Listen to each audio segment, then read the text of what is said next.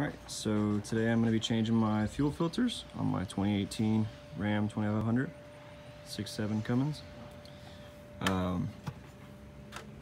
It's not going to be too complicated. This is the top end. This portion right here is your filter. That's the portion that's going to allow me to drain out that filter from all the diesel. And then if we go underneath, I've already set up kind of a rig to catch the diesel because I live in a yuppie neighborhood.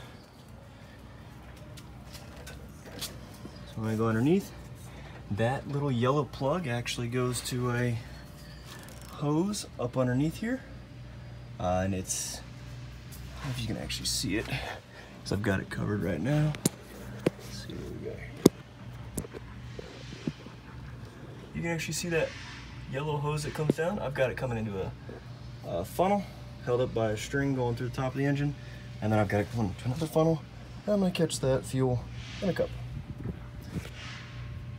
First step is going to be to go ahead and slightly loosen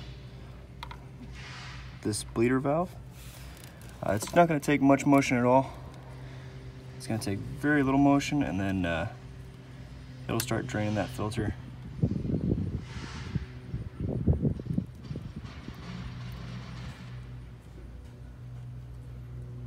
I already hear a little bit of diesel coming out.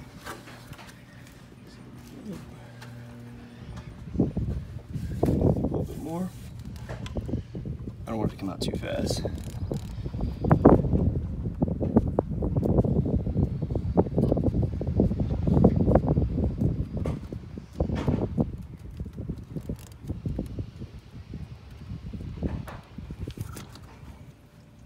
Get my little catch going.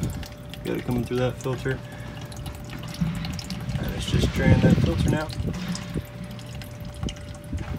Alright, so I finished draining the front filter. I got about 10 ounces of diesel out. And now it's time to put a socket on this nut here and carefully untwist the top of this fuel filter off and remove it and replace it.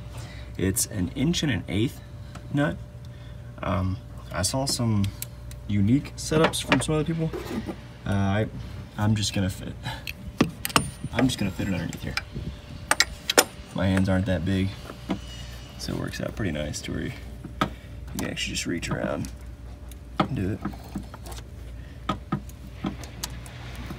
It was where people did it a little kind of quick and it caused diesel to spill everywhere. I didn't actually have a single drop of diesel spill because I just did it really slow. And when you do it, it allows enough air in there for that filter to finish draining. I got another close to 12 ounces of diesel kind of drained through my funnel system I showed you earlier. So now we just remove the filter. Got a good suction going.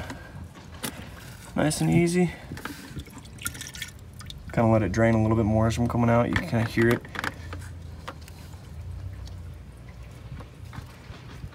I still have my catch set up, so everything is just going straight down into my catch. Makes it a little bit cleaner, easier to work with. Oh yeah. But I don't know, to me that looks pretty dirty. You can see all that buildup on the sides and the top. To me it looks pretty bad. But I'll show you what the new filter looks like so you can kind of get a good comparison. I only actually went close to 5,000 miles between changing the filters. I'm not sure if there's a difference in diesel grade, but I also run diesel clean in my tank, every single tank.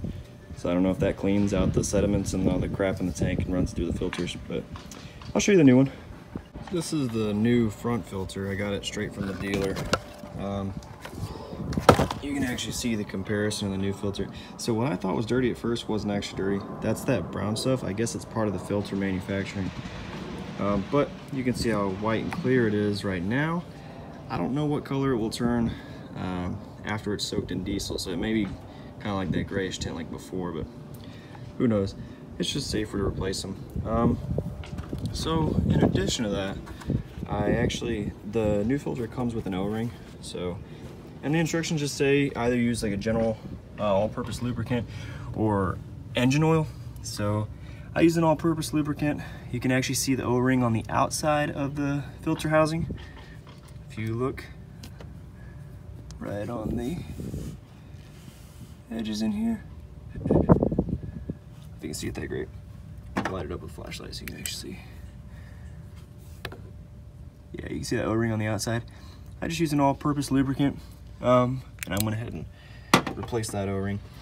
And the instructions are pretty straightforward. You actually just put the new filter in, and then after putting the new filter in, it says you don't need to put any diesel inside the filter. Don't pre-fill it or anything. It just says to close it up, and there's instructions on how to go ahead and pre-prime your truck before doing it. It's pretty much like cycling. Like mine's a push to start, so you just cycle the push to start button prior to pressing the brake, and it actually uses that fuel pump and it'll prime the fuel filter. But yep, so you just push it all the way in. It'll actually pop twice because there's little inserts inside the internal portion of that filter. Then just take your housing cap and go ahead and reinstall it carefully. Some of the past problems that when I talked to Mopar about it, they said a lot of people over tighten these and will crack the housing cover. You know, just don't just gronk on it and you'll be fine. It's not actually that sensitive. You just want a nice snug fit, and then that lubricated seal will do the rest. But alrighty, and then I'll tighten this down, then I'll move on to the rear filter. There's your rear axle. I'm on the passenger side of my truck, and that thing right there is your rear fuel filter. So I'm going to drain the fluid out of it by twisting the lower portion with the little hole. I'll drain all the fluid out of it, and then just like the front one, right when I go to loosen the top of it, I'm going to maintain that catch underneath, and as the air goes in, it'll just drain out the rest. That blue cable, I'm going to disconnect it from the upper portion up here so that I can actually remove that whole housing, because the lower portion of that filter gets reinstalled into the new filter, and make it a little bit easier to put that sensor in, not up in the truck. So I'll disconnect it from there, and I'll show you how to do that inside. Alright, so here's the new fuel filter. I reinstalled the sensor on the bottom, cable. The package comes with new O-rings. That's the old O-ring actually. And I just went ahead and used some all-purpose lubricant to do that, and I've also put a new O-ring on the top of this portion. So I'm going to go ahead and put it back on the truck. I will go ahead and tell you now, I had an insane amount of trouble trying to get this thing off. You'll see the scrapes. I had to grab it with a pair of vice grips to fight this thing off. This is not anywhere near hand tight when you go get it off. And even with the vice grips, I had to use all my weight underneath the truck to get this actually to turn. So it was quite a bit harder than they will tell you. Just as long as you expect that. I mean, you're gonna throw this away anyway, so as long as you do that, you're fine. When it goes back on, the O-rings are pretty greased. It's a lot easier to put back on than it is to take off, because when the O-rings dry up, it's actually relatively difficult to get it out. Okay, so then with the priming instructions, the way the manual describes it is that you shouldn't pre-fill the filters. It says to do the push start 4 times, allowing at least 4 seconds each time. So you just put it in the run mode, give it 4 seconds each time, which is about the time it takes for all of your different indications to clear. Take it off. Do that 4 times. Say in the middle that if you start hearing like air, that's fine. Just don't let it exceed 15 seconds. Shut the truck off, wait 4 seconds more, and then just start. It says it's part of the process. I guess the filters are designed to accept fuel from one direction, and so pre-fill them. The way the manual explains it is that it'll actually create little air pockets inside the filter, so it's going to do the same thing anyway. So then, on the 4th time, it clears on your indication. Should be good to just start it. Let it run for a little bit. And then just check for leaks. Go through and make sure none of your seals are leaking. And something I don't think I specifically said before was in the front filter, after you install it, make sure you go ahead and shut that yellow drain plug. Just need to say that just so no one else forgets that. And make sure you just screw back on both your drain plugs so you don't have any fuel leaking. But if you guys have any questions, about anything at all, if anything wasn't really that clear, feel free to, comment in the bottom, and I'll be happy to explain anything possible. To give a little bit of price comparison as well, I bought those filters specifically from Mopar. It was $187 for the two combined, so it's kind of expensive.